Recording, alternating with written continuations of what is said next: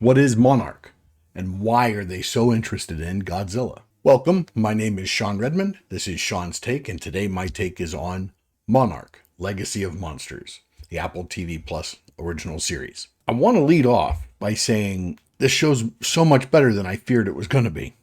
It's written really well. The cast is really strong. The director's doing a good job.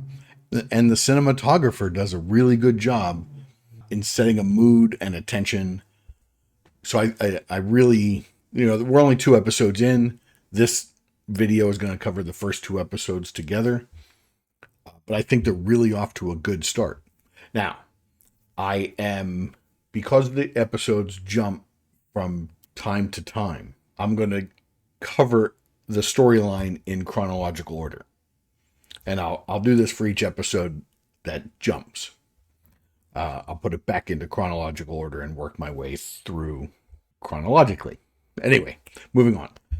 But before we jump into that, the opening credits of this are almost as well thought out as the ones from Loki season 2. But these opening credits, we see the waveform that we later learn is a radiation pattern. And then we see files from the 50s on the left side and the 1970s or 2000s on the right side. And then we see the Japanese family on the left and the American family on the right. And it all starts to come together until it becomes the Monarch logo. That can't be an accident. And I thought it was really cool. And, it was sort of pointed out. But anyway, I thought the opening credits were really good. Let me know what you think. So this is your spoiler warning. From this point forward, I'm going to assume you've either seen the episodes or don't care if I spoil them.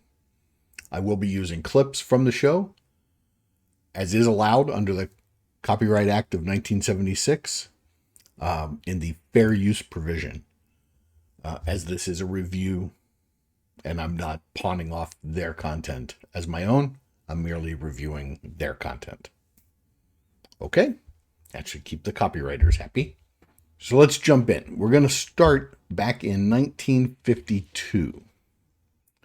And back in 1952, on a military base, we see Lee Shaw reporting for discipline after getting into a fight. Turns out he was defending a young girl who was being bullied by some other soldiers, American soldiers. Lee Shaw is being played by Wyatt Russell. We see General Puckett say, your father threw a few punches in his day, some of them at me. But it doesn't seem angry. It just seems one of those things. We're going to see General Puckett more, I believe. So Lee Shaw is sent to babysit a Japanese scientist, and he goes and he meets Kyoko, and he says, "Oh, you must be his daughter." And she's a little offended and says, "No, I'm the scientist." So we're learning some things about Lee Shaw. One, that he will defend people that need it. He's a good guy. But he's a product of the age he lives in that he's a fundamentally chauvinist person who doesn't believe that females can be scientists. To his credit, he is capable of learning. They head out into the jungle of the Philippines. Keiko is following a radiation with a Geiger counter. And they end up running into Bill Radana. And it's interesting because the first time I watched it, I missed a beat. There's a branch snap that Keiko hears. And she looks up and she says, "Did you hear that?" But we see her look up. And we see blurry in the background Lee Shaw. And he does hear it. And his first move is to unholster his gun. And we see him make that move. And then we see her. We see the bushes. And then we see the point of view of the thing that's coming. And it comes out and sees Keiko. Turns out it's Bill Radana. Lee Shaw makes his way behind him. So he's a good soldier. He's able to stealthily get behind him. There's a brief conversation. He is out hunting what he refers to as mutos, basically the titans, the big monsters. But he says that you shouldn't be following the radiation. It's just the trail or something like that. Didn't make a whole lot of sense, but what he basically said is you have the right idea, but you're doing it wrong. Keiko is interested in what he has to say. Lee Shaw wants him to go away. An argument ensues. Keiko ends up dismissing Lee Shaw and sending him away. He goes. So Bill and Keiko headed to the jungle. They end up stumbling on to the USS Lawton, which is a Navy ship from the U.S. that was sunk near Pearl Harbor, Hawaii. Oh, sorry. The jungle that it's sitting in is 5,000 miles away. And we don't explain how it got there. What Bill tells her is that that was his boat. He was on that ship. He served as a Navy seaman on that ship. And he was the only survivor. And this is one of those places where if you saw the movies that intertwine with this show, we heard USS Lawton and we knew that Bill Radana was the only survivor. So we're sort of tying things together. But again, they tell us what we need to know so that if you didn't see the movies, you're doing okay. They go on board. Bill ends up finding his footlocker and rescuing his beloved baseball cap. But they start to realize that maybe it's not safe on the ship. And they start making their way out. They end up having to fight their way out. And, in the episode, we cut back and forth to Lee leaving. And Lee ends up stopping and looking at the sky. And he sees what I believe is the radiation pattern. I'm not sure why he's seeing it, but he sees it in the sky. He realizes that means something, and he turns around and heads back. So as Bill and Keiko are fighting their way out of the ship, Lee shows up to aid them. They effect their escape from the Lawton. And it turns out a Titan that looks a lot like a dragon has been living in it. So Bill was right. He had said that he was following folklore about a dragon that carves a path through the sky every so often. And it turns out that the dragon is following the path of the radiation, but we never find out what's producing the radiation. So we cut forward, that's 1952 done. We cut forward to 1959, where the three of them are still adventuring. They're all in the same Jeep, a couple of years older. To tell us what's happening, Lee says that the two of them make life look easy. They're raising a great kid, keeping Monarch together. The Geiger counter lets them know that they're getting close. So now we know that they have had a child that's somewhere else, and they find an abandoned nuclear plant, I guess. Doesn't look good. And they venture in and, of course, find a field of egg sacs of titans that are growing of some kind. Of course, when Keiko takes a sample, it triggers the hatching, and they all hatch. So now Keiko and Lee are down with the eggs, and Bill is up top waiting to pull Keiko up. So now they're running because all of the eggs are hatching. Lee hits the rope and starts climbing because he's a soldier and can. Keiko gets and jumps into the little hoop, and Bill starts pulling her up. The bugs that have hatched, which look like cockroaches that are about this big, start stacking themselves to catch her, and they catch her feet. And now they're holding her down while Bill's trying to pull her up, and Lee's shooting them with a gun, and it becomes too much, and Keiko falls. to her death. There's no body, so let's just say she falls. And that's the end of 1959. 1973, we see Bill, a much older man now, on Skull Island, which is home of King Kong and other titans. And he's being chased by a mother longlegger that's going to kill him.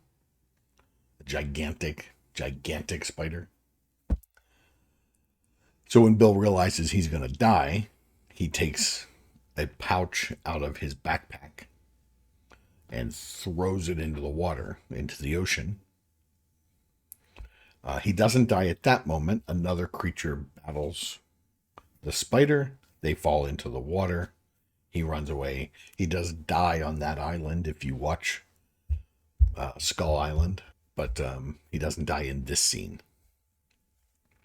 The pouch is later recovered in 2013 by a fishing ship. And that's how it re-enters the story. But we don't know how it goes from the fishing ship in 2013 to Keiko and Bill's son, Hiroshi. He is part of Monarch now. He received them, but we'll get to him in a minute. In 2014, which is the year after the fishing vessel recovers the bag, 2014 is in fact the events of Godzilla, where Godzilla destroys San Francisco. And San Francisco is where our heroine, Kate, who is Hiroshi's daughter, lives.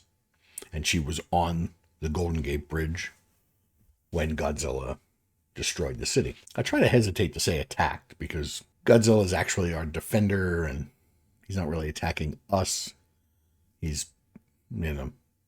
serving a different purpose. But that's... Anyway, she was there and she has PTSD from that encounter. During the attack in 2014, Kate and her mother are separated from Hiroshi, her father.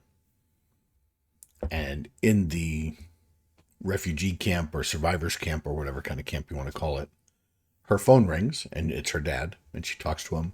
And he says, "Where are you?" She says, "Well, I'm by the Red Cross tent." And he shows up there like that. So they're reunited for a minute.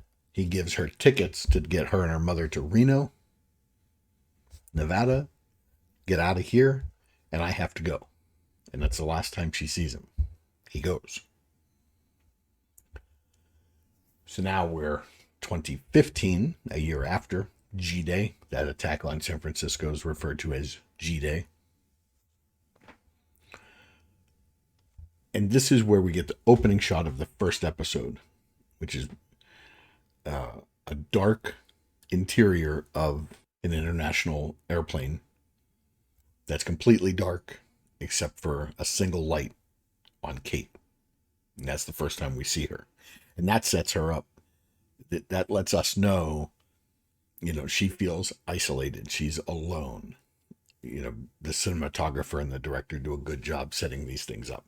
And she's just sitting there by herself in the middle of the night, looking at the lease, which is written in Japanese, for this apartment she didn't know her father had in Tokyo. And then there's the announcement, good morning, whatever. It's daytime and all the lights come on. They land in Tokyo. There's a lot of little things here that I really liked, that the governments have uselessly put in stupid things like they have people in hazmat suits come on and spray smoke over everybody to decontaminate them so there won't be another Godzilla attack. Yeah. So, she gets her passport stamped, which is when we see it's actually April 1st, 2015. It's an interesting choice for a date. April 1st. But when Kate's in the cab heading to the apartment address, she sees that Tokyo has prepared for an attack, and there's missiles and things mounted on bridges. And, it's a big industry preparing for kaiju or mutos or titan attacks, whatever you want to call them. And she gets to the apartment. And she has the key to the apartment on the key ring of many keys that her father left behind. And she goes in and finds it's a regular apartment. And there's a shrine to her father that looks like somebody's in mourning, and pictures on the wall of him and a woman that's not her mother, and a boy that's obviously not her. And then the woman that lives there sees her, screams. The boy comes running in. There's a confrontation. She says, "This is my father." There's an uncomfortable conversation. After much ado, all the scenes are really good. I'm not going to give you a play-by-play. Her half-brother decides to show her where Dad worked, to maybe she can get an idea. We do see a test of the emergency system. They all have to run into safe havens, shelters. And Kate can't stand being confined. So her PTSD starts to kick in. And her brother's mother, for lack of a better term, calms her. And she gets out. So we're not sure if the light was on in the airplane because that helped her with her PTSD, or if we're just going to ignore the fact that she was enclosed in an airplane because she can't stand to be enclosed. We're just going to let it go. But they get out. The brother takes her to Dad's office, and there's a big satellite map on the wall with, trails and all kinds of things. And she's looking at the map, and she touches the wall and feels the safe behind it and pulls the map down and finds out that I think the combination was her birthday, his birthday, and something to do with their mothers. But she figures out the combination and opens the safe. In the safe is Bill Ratton's bag. And in the bag are data discs from 1973. And of course, in 2015, there's no computers that'll read a 1973 data disc. So Contrano is the name of her brother. So it's Kate and Contrano. Contrano says, I have somewhere. And they take them to his ex-girlfriend's house. Her name is May. May is a computer, I'm not going to say hacker, but she has skills. And she also revitalizes old audio equipment because all of these audio files, like old tubed equipment, they think the music sounds warmer and better. And all she does is just rehab this stuff and sell it. So she's smart, and she does, like I said, she has skills. And she runs the 1973 data, which is encrypted, a piece of it through an online decryptor to figure out what the decryption is. And it works. And then she stops. Now she knows what the decryption is, and she can access all the files. That online decryptor recognized the files as Monarch and alerts Monarch. It's like a booby trap alert. So now Monarch knows that the files have been accessed and they're coming. So the weird part, so Cullens, I'm not sure why we learned Cullens' name, but we did. She may turn up to be more important later. She reports to Tim. She tells Tim that these files have been activated. They have a location of Tokyo. Tim stops Cullens from reporting it higher up the chain, and he takes ownership, and he goes to Tokyo with his partner. We don't get a name on the partner, just partner. And so I think Tim has a ulterior motive that doesn't quite align with Monarch's. And I'm not sure if he's going to turn out to be a friend to Kate and her dad. That certainly doesn't appear that way at the beginning. So they get to Tokyo. He finds her at the train station. He finds Kate at the train station and asks for the files. And she says, okay, I got to make a call. They go outside. I think she dialed her mother in the U.S. and then threw the phone at him and ran away. Right into the arms of the partner, who usher her into the car. They put a hood on her so she can't see where they're going, but that, of course, triggers her PTSD. It amps her up to the point where she is flailing and she causes the car to crash and escapes. Not knowing many places, she goes to May's house, because that's the last place she saw the data discs. And Tim and the partner are already there. And May is hiding across the hall from her apartment and pulls Kate in. They creep out unobserved. There is a shot of the partner standing there holding the data files, the data discs. So I'm not sure why that's not mission accomplished. But Tim and partner head to the brother's house. I always Kentrano's. They head to Kentrano's house and ask for the files. Kentrano's mother puts something in Kentrano's hand and says, "Go." And he says, "Oh, I'll go get your files." And he looks, and it's a picture of Lee Shaw. And he jumps, and he bounces out and gets away and meets up with the girls.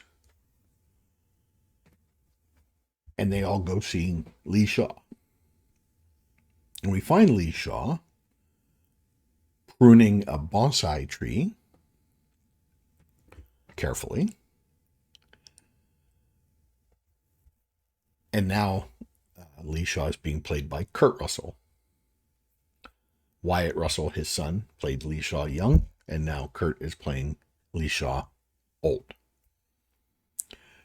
He recognizes the boy, and then when Kate introduces herself, he says, "I didn't know Hiroshi had a daughter." And she says, "That's okay, I didn't know he had a son." And this doesn't surprise Lee at all. He says, "Let's talk outside." And he sort of glances up at the camera. They go outside. He tells them to keep their voices down. What are they doing there? What do they want? So as that conversation goes on, May finds the surveillance cameras hiding in the bushes and says, "Wait a minute. This isn't a retirement home." And that's when we realize that Lee has an anklet on, and he's being monitored. He's a prisoner.